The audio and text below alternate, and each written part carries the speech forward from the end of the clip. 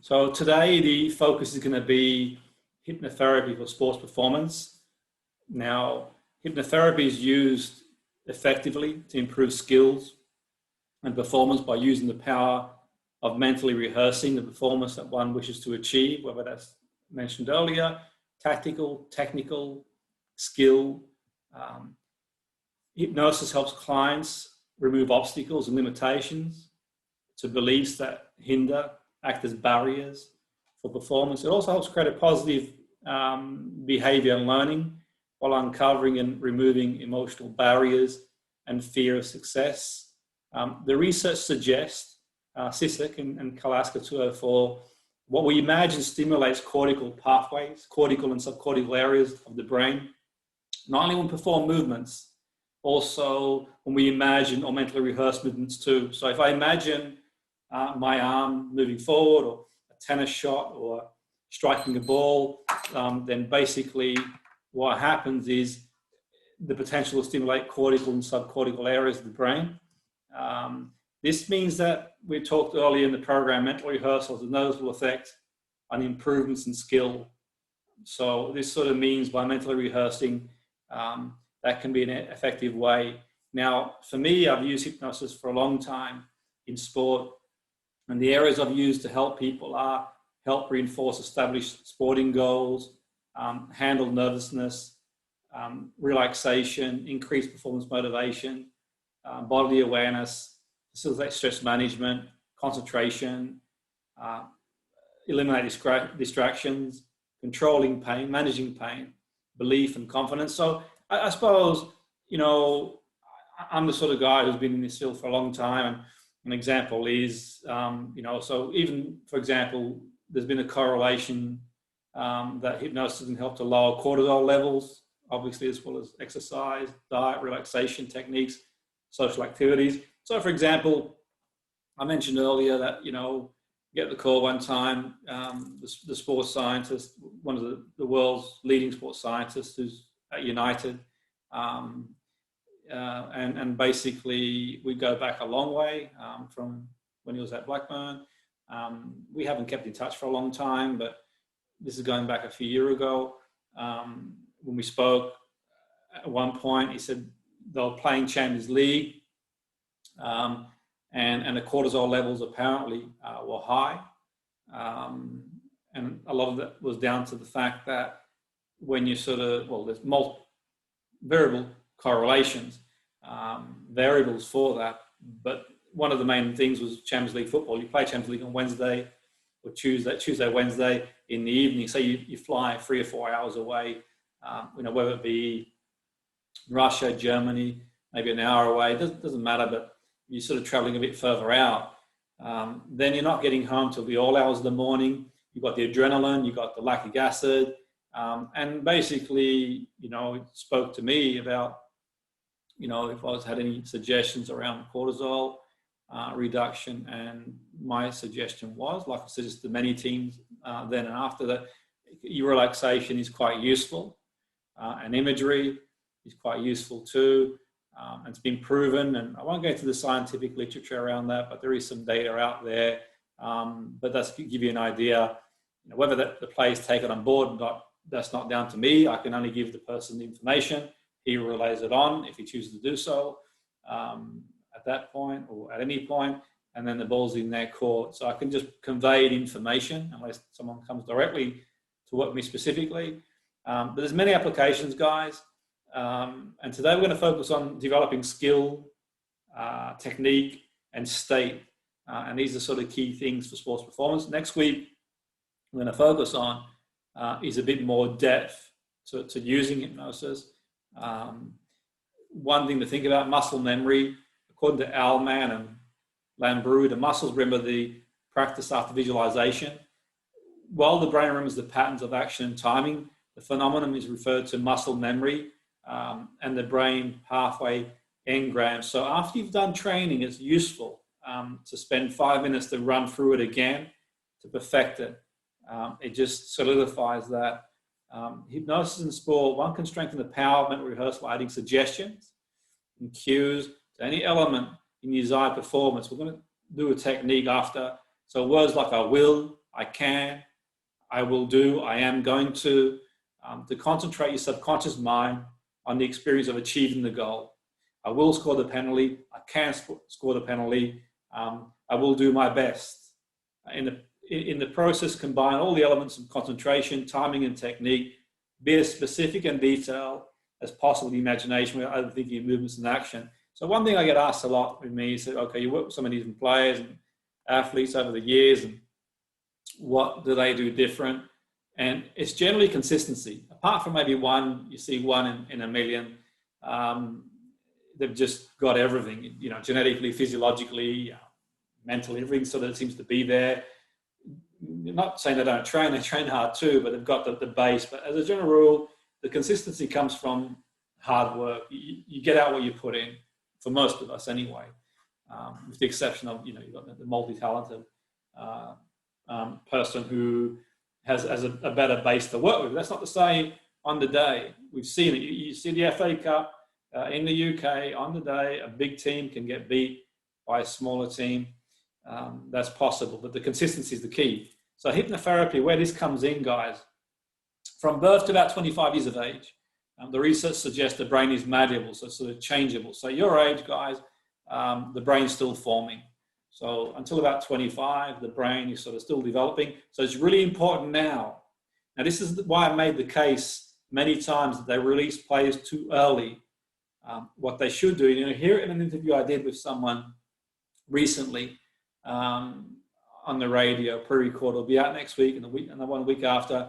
And I'll talk about how I think that players get released too early, not just physically they're not as developed, but also the brain in terms of its development of the game. So that's why I'm a strong believer in under 21s and 23s, because if you release a player at 18, one is physically maturation different, but also mentally too.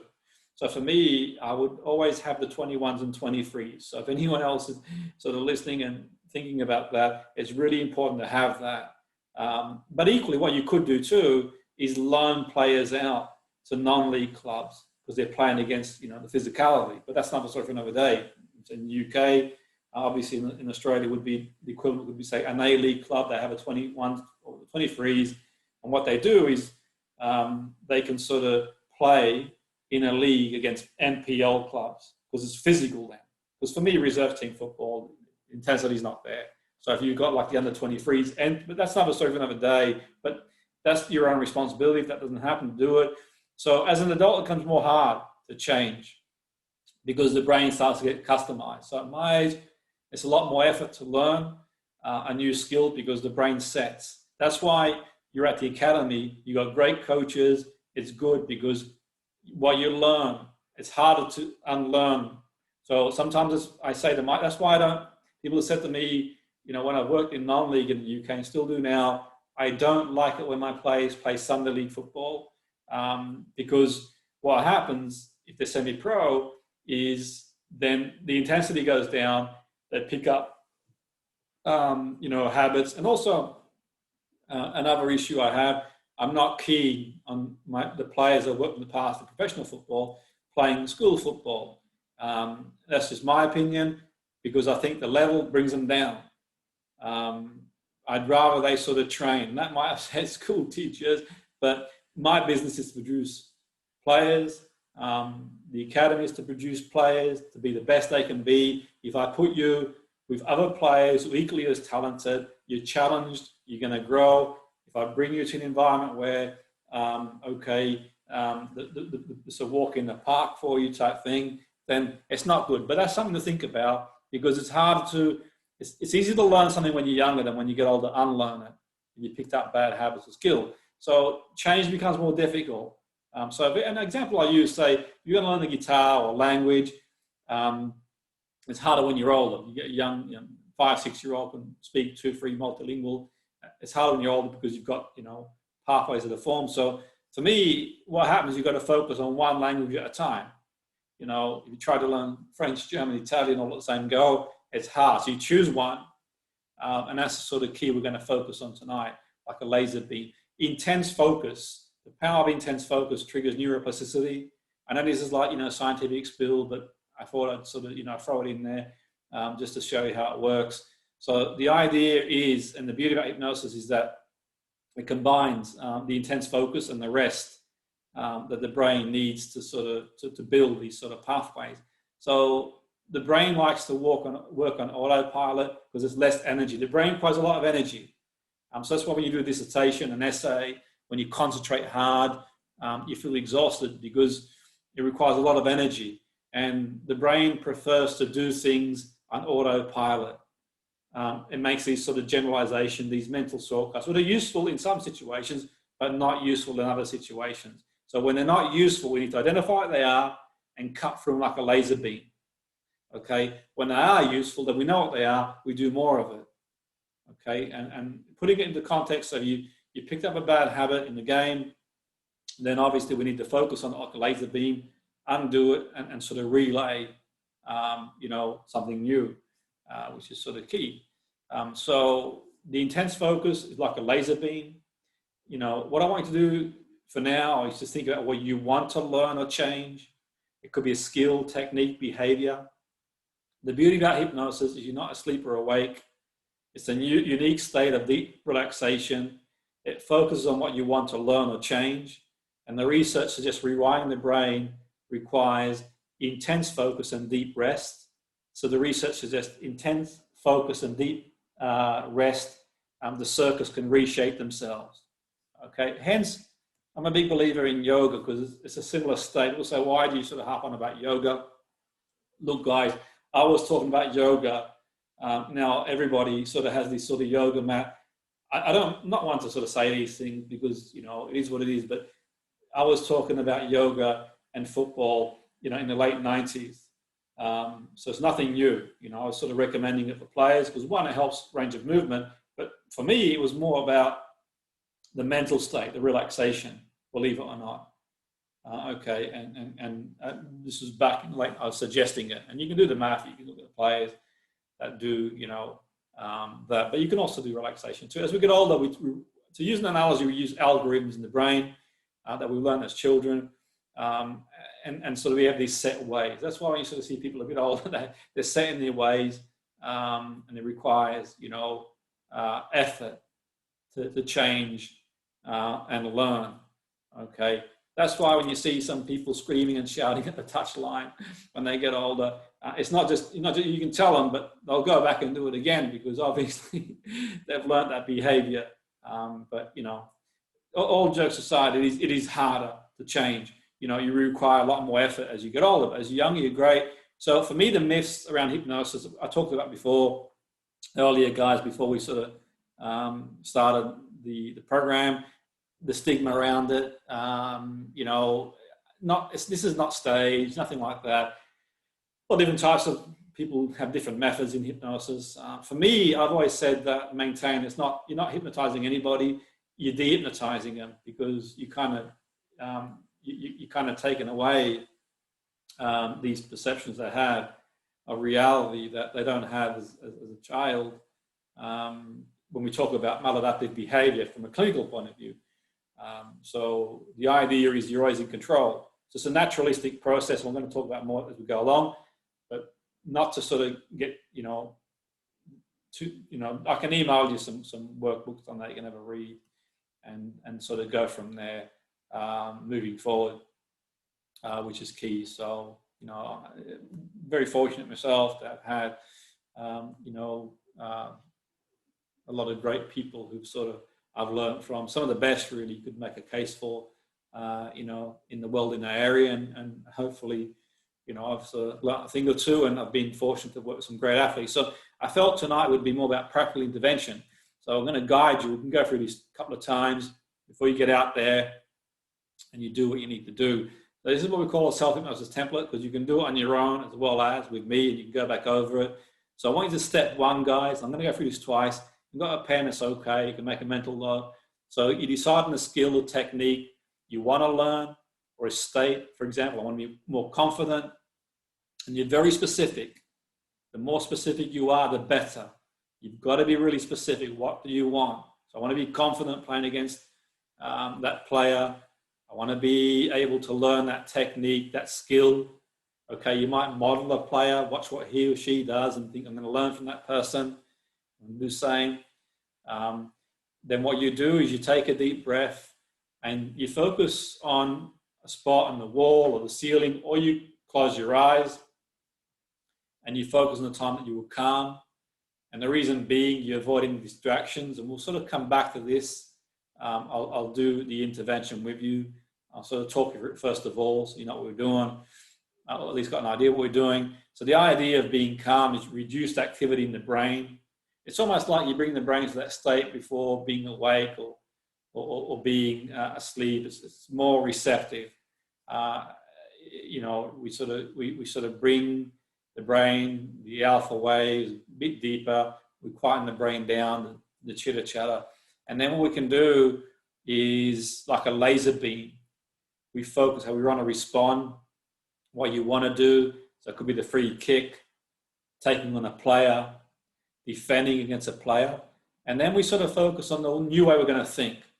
So, my perception around playing against that player is going to be different. Having the free kick is an opportunity. Opportunity to beat the man or put the cross in. Defending. New feelings. So it could be nervous, you change to confidence. New actions. From now on, I'm going to get the ball with purpose, put it down on the spot, and strike through the ball. So that's the sort of step 3. And then you visualize yourself doing it. The penalty, free kick, taking on players, being confident, taking on players. Then you got positive affirmation. And the affirmation is, I am going to be confident. I can play at that level. I will play at that level, whatever that level is you're aiming for. And then what we call post-hypnotic suggestion. So from now on, whenever I encounter that opposition, I will, whenever I get a chance to take a free kick, I will, as a keeper, I'm going to come out and sort of, be assertive and so on and so forth.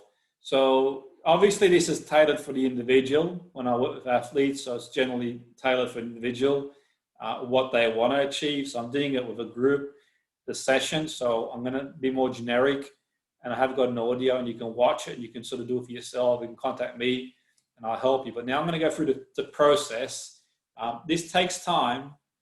It doesn't happen overnight, and some players respond earlier than others. Generally speaking, it can take a few weeks of practice, but the more you practice, the better you get. You take control of your mind. It's about you controlling your mind, not anybody else. And I've seen managers, guys, I've worked in the game for a long time, they play their mind games, whatever. And I have to admit, I have sort of played mind games with managers too and coaches. That's another story for another day. And when I talk about that, is sort of, the message you send out. But equally, I will always protect my players. Whenever I hear, other staff say things, the management say, just block it all out. Whatever. Block it all out. People say, well, okay, they're this, they're that. And as a manager, as a coach, and I've seen it now. Watch some of the press conferences at the moment in the league. It's very tight. And obviously players, managers will say one thing, something else. And, you don't get drawn in. As a player, you don't get drawn in. I've got no business concerned about, anybody else. We can't focus. That's the key. That's really important. And the great thing about the academy is obviously, you've got the likes of Tony and the coaches brought in at the helm, which is what you want, because, they do what they do and they're not going to get drawn in, that's for sure. They will take the pressure off you. That's one thing I guarantee.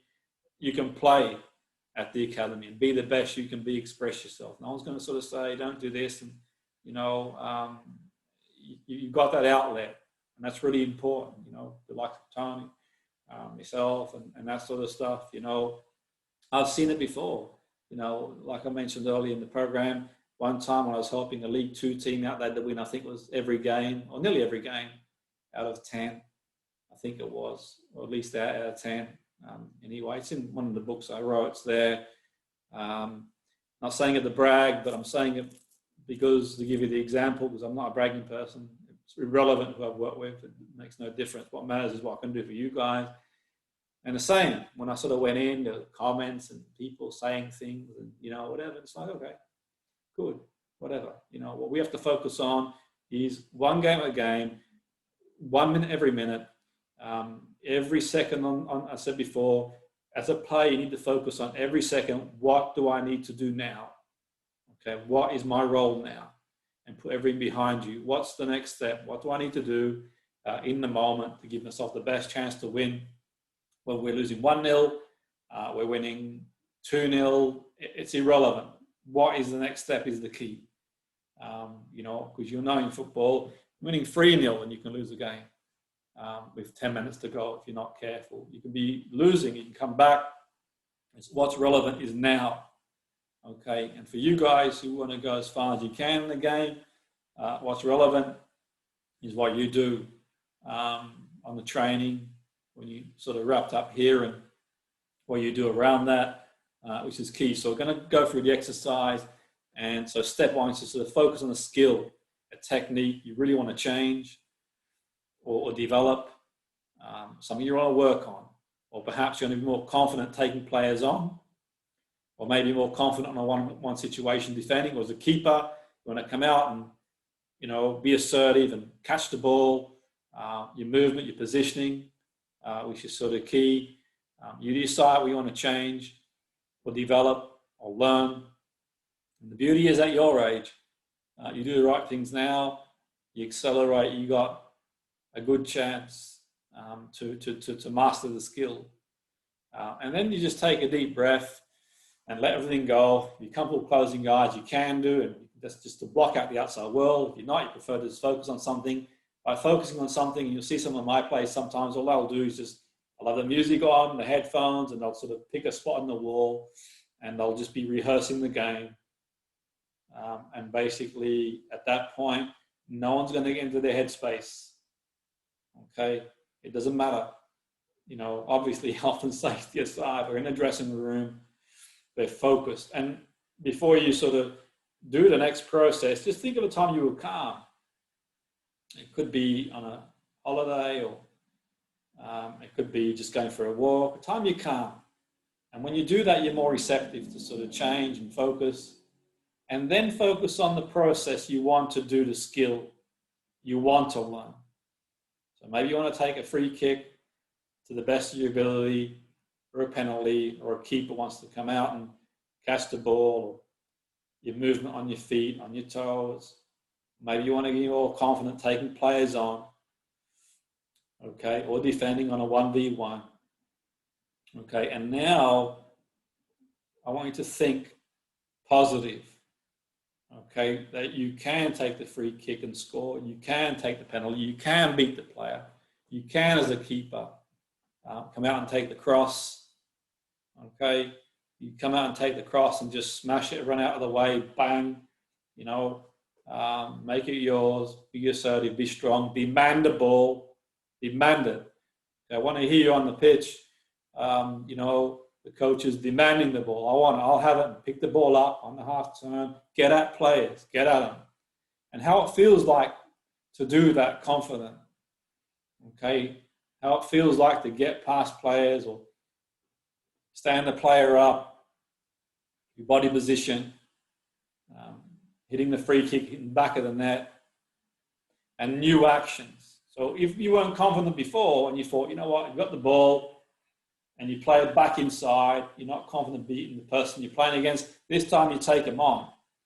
Or the player's coming to you, full steam, and you're thinking, oh no, this time you just focus, you're really clear what you got to do, you stand the player up, okay, watch the ball, don't watch the player's feet if they're coming at you, watch the ball, focus, okay, the ball that they've got to get around you, as the keeper, the cross comes flying in, you're not watching the players at that point.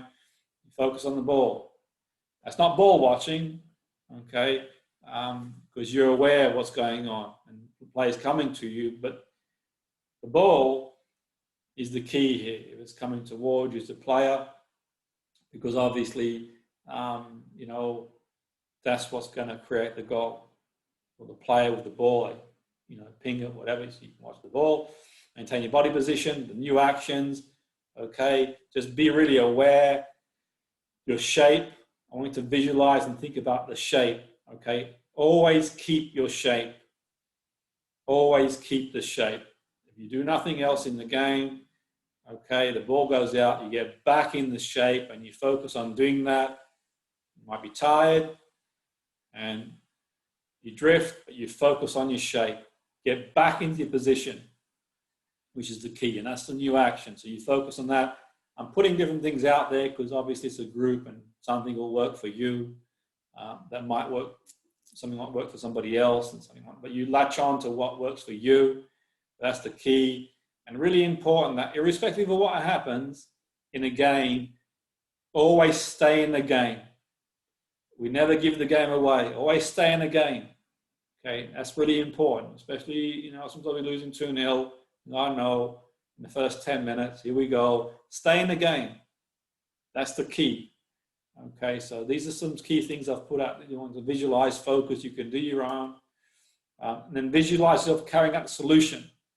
So where you might have felt challenged in the past, so perhaps you can take a free kick in training, but in a game you get a bit nervous, or penalty, or perhaps sometimes you get nervous because you take a player on and you lose the ball and someone shouts at you on the sideline and your head goes down. That's not relevant. Okay, what you do is you get the ball, and if that's your job, you go again. When you're playing for a coach, like Tony, for example, if he sees you take a player on and there's an issue, defender, then he'll swap you, or the coach will swap you, he'll move you. But what we want to see, and see you visualizing it, is going around the person you're playing against, taking players on. Okay, as a defender, sometimes a player will get around you, but you don't want to be that sort of player. That player gets around, then your head goes down. Okay, you go again. Okay, the player's got 2 arms, 2 legs like you. All you need to do is sort of focus, and this is the part of the visualization process. Positive affirmation, you can, in your mind, I am going to give 100%. I am going to score the free kick. I can score the free kick. I can score the penalty. I can play at that level. I'm going to play at that level. And these are sort of things to keep going through in your head. Okay. Get rid of any negative thoughts out of your headspace. Okay. And that's not just in football, that's also in life in general. Don't hold on for too long. Life goes fast, and even exams, anything you got in your mind to do is part of the process. So your affirmations, I'm going to, I will, I can. Okay. And as we draw to the final step, from now on, whenever I encounter an opportunity to take a free kick, I'm going to score. From now on, whenever I encounter an opportunity to take a penalty, it's going to hit the back of the net. From now on, whenever I get an opportunity to take on a player, I'm going to get around the player. From now on, whenever I get an opportunity to put a cross in, I'm going to focus on my technique and whip the cross into a good area. Or as a defender, I'm going to maintain my body position. I will. And these are what we call post-hypnotic suggestions that run in your head. What goes in your headspace, okay, is going to manifest itself outside. That's the key. And I've seen players at the very highest level struggle sometimes. Everybody's got a weakness. Okay, every player, for me, and that's what we need to focus on as a team. You're up against players. We need to focus on our strengths, okay, which is sort of key. That's the important thing, what we can do. And sort of finally, you can come back to the here and now in your own time, in your own pace. As I mentioned earlier, just gradually coming back, you sort of close your eyes, come back. I mentioned earlier that obviously this is generally tailored. I can email Tony some audios I've done, and you can listen and take what you want out of it. I'll email you obviously the resource manual if necessary, and well, I will do anyway between the space of this week and that's between us, obviously, because I've been assigned this role by Tony for many, many years to help get the best out of you guys, and you can read through, learn what you want. You have to be an expert in the field. That's the key for it. As always, you've got my contact details. If necessary, everywhere if you need any information, I'm always happy and offhand to send anything you need to send to help you get the best out of yourself, which is sort of key. But what I want you to do, as we always do, is sort of moving forward, I want you to now decide one area, one thing you want to improve. This links to next week as well, and the results I'll send you. One area, and if you improve that area, it would make a huge difference.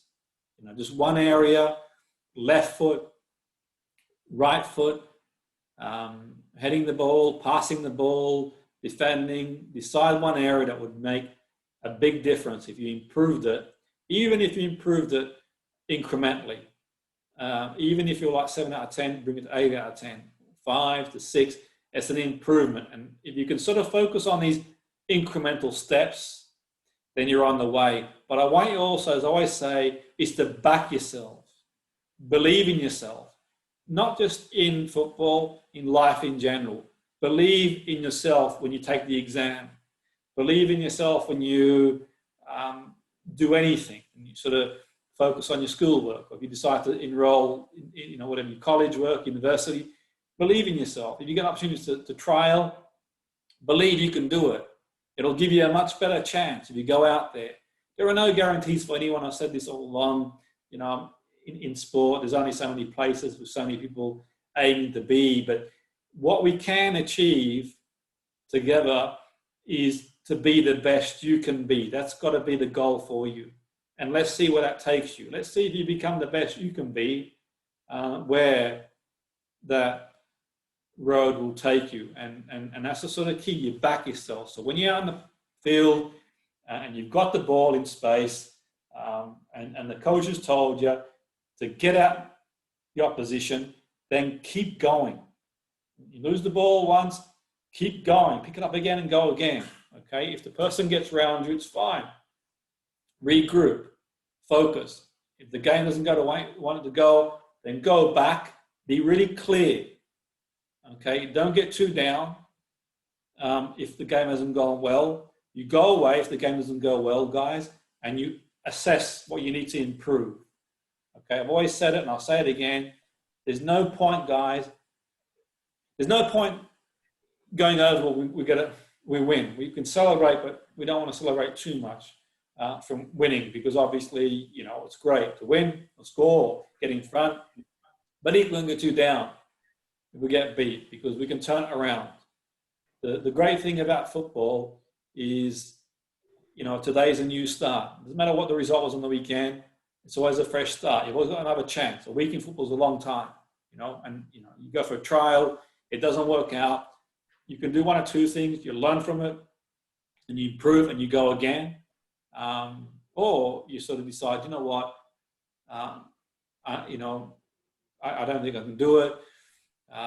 Okay, that's the sort of choices you've got. So you've got that sort of winning mentality, and you can carry it on. As I said, not everyone's going to sort of make it or be a world champion or do whatever, but be the best you can be. Success, get on that front foot, as we always say, and just savor every moment and give it your best shot, guys. So that's all I've got to say for today. We go again next week. It'll be another great session next week. You really enjoy it. Have a fantastic week, guys.